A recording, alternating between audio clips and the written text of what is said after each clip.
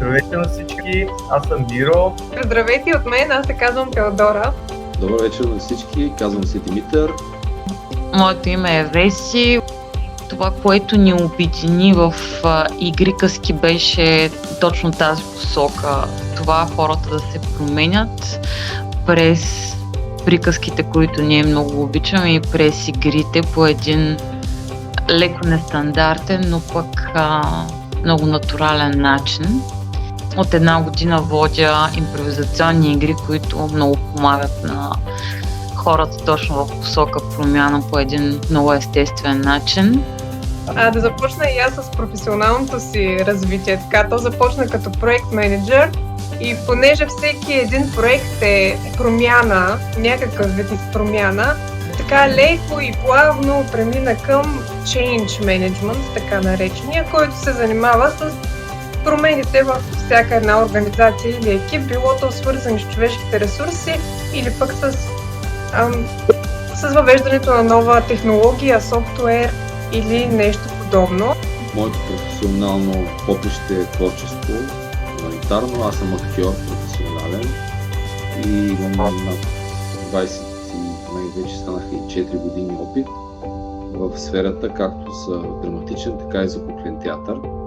И моите интереси винаги са били в сферата на човешкото, човека и поведението на човека.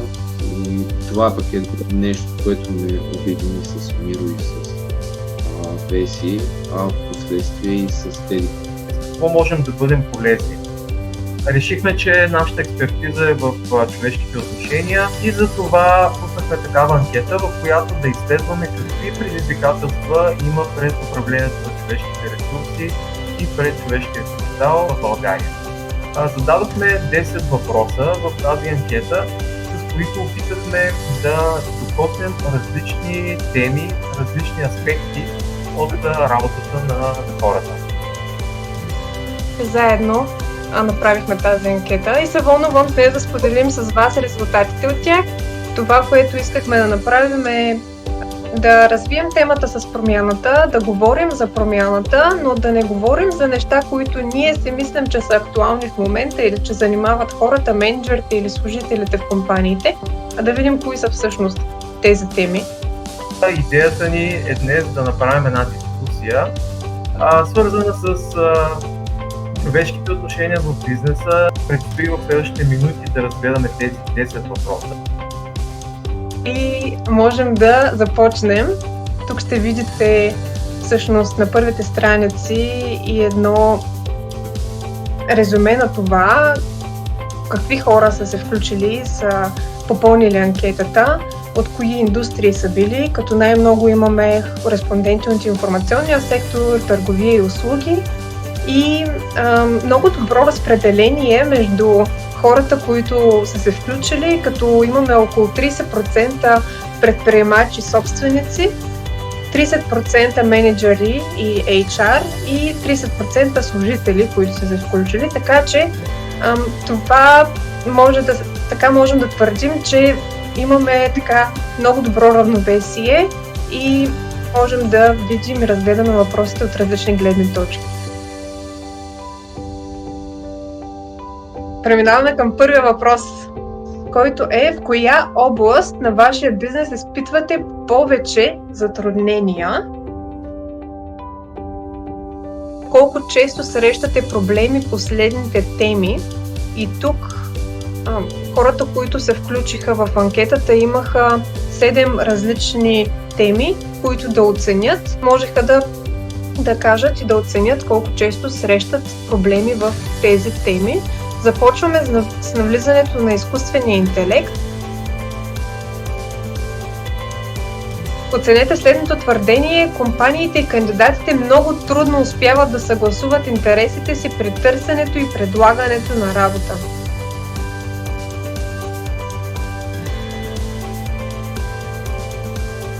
Какви според вас са главните причини за трудностите при съгласуване между работници и работодатели? Аз тук бях изненадана, да си призная честно. Много изненадана, тъй като първите две Първите два отговора, различия в очакванията и неподходяща комуникация, водят много отчетливо, а финансовите условия и липса на знания и умения, които чуваме много често в ежедневието, когато се говори за това, са едва на трето и четвърто място. И аз тук си казах, ами има надежда. Как оценявате процесите на въвеждане в длъжност, онбординг във вашата организация от гледна точка на ефективност? И тук може да видим доста отчетлива преднина на отговорът, който е по-скоро ефективни. Кои са главните предизвикателства, които срещате при организирането и провеждането на корпоративни събития за развитие на служителите? Ние запитахме кои стратегии всъщност използват респондентите, за да задържат служителите си, с какво така ги омайват, привличат, ангажират и ги карат да се чувстват по-добре в корпоративната среда, в ангажиментите, които имат. 8 и 10 въпроса са тези, които бяха отворени и имаше страхотни и много интересни отговори.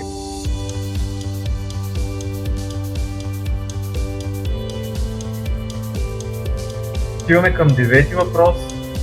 Тук имахме графичен отговор, имахме скала от 1 до 10, където 1 е най-слабо, а 10 е най-силно.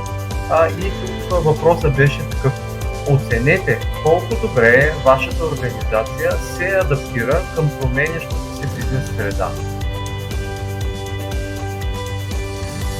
10 въпрос, който отново ще напомня, беше отворен и отговорите, които сме получили, пак сме адресирали към конкретни категории, за да бъде по-лесно представянето му.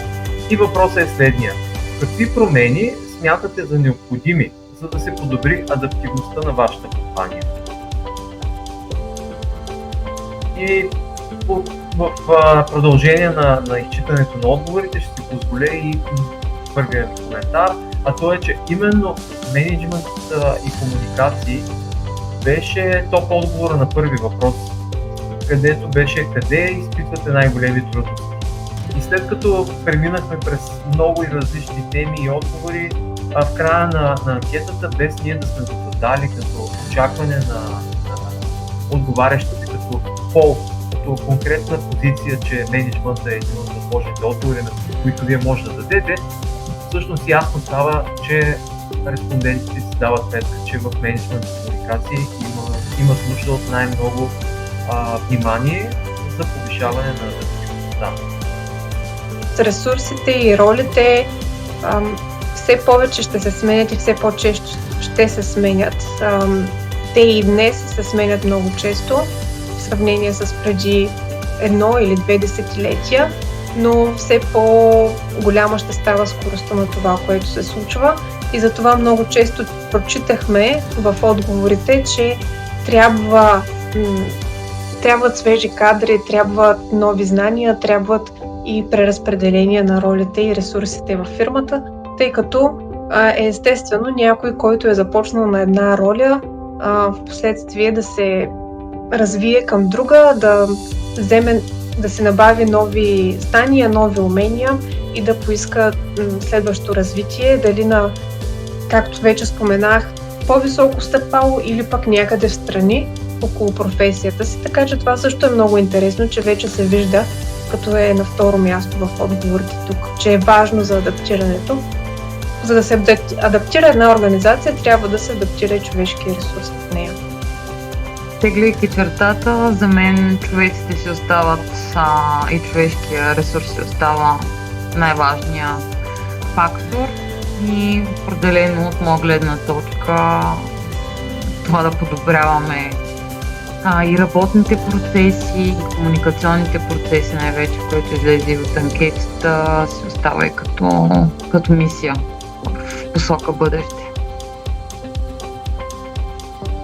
Нашата организация Игрикаски, заедно с съвместна работа с Теди, е насочена основно към работа с човешкия материал на една фирма и човешкия капитал, както ние обичаме да казваме, и вярваме, че бъдещето е в ръцете на човека, който работи в фирмата, който управлява фирмата. И нашата силни страни, това, което правим, е свързано с развиването точно на по-добрата комуникация, на по-добрите взаимоотношения в един екип, в една фирма.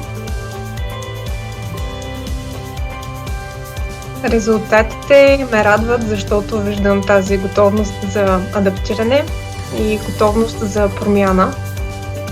Това е, което ме вълнува и смятам, че е от ключово значение за това да продължаваме напред в развитието си и това бизнеса да продължава да се движи с темповете на всички технологични и други развития. Очаквам с нетърпение развитието на изкуствения интелект и на това какво ще направи пък новото поколение. Това са две теми, които на мен са ми изключително интересни, но покрай тях всичко останало, разбира се върти около комуникацията и взаимоотношенията. Това е, което ни свързва, това е, което ни вълнува всички и аз изключително много се радвам да продължа да работя в тази насока и да помагам заедно с Веси, Миро и Митко на хора, на екипи, които преминават през промяната, каквато и да е тя, посредством методите, които знаем, сме изпитали и приложили. Щастлив съм от това, че проведохме тази анкета. Благодаря на всички, които отделиха от времето си, от енергията си и от знанията и опита си и споделиха с нас тези впечатления. От крайна сметка, моето усещане, след като обработихме резултатите и след като сега отново ги разгледахме, е, че има много хора, които се вълнуват от това да добруват, да благоденстват, да се свързват по-добре помежду си, да общуват по-ефективно, да живеят по-красиво. Колкото и в бизнеса да не говорим за някаква естетика, по-прагматично стоят нещата. Аз съм щастлив, че от тези отговори ясно се вижда, че има хора, които се вълнуват от човешките отношения и за това как да ги подобряват. Вярвам, че можем заедно да работим в тази посока с уменията, квалификацията и опита, който имаме. И съм сигурен, че ще бъде много полезно, ако ние продължим да дискутираме по такива теми. Дайте ни някаква обратна връзка, мислена. Кои от тези теми, които днес докоснахме, биха ви били интересни и бихте искали отново да ги повдигнем, отново да говорим по тях? Промяната в човешките взаимоотношения води до прогрес.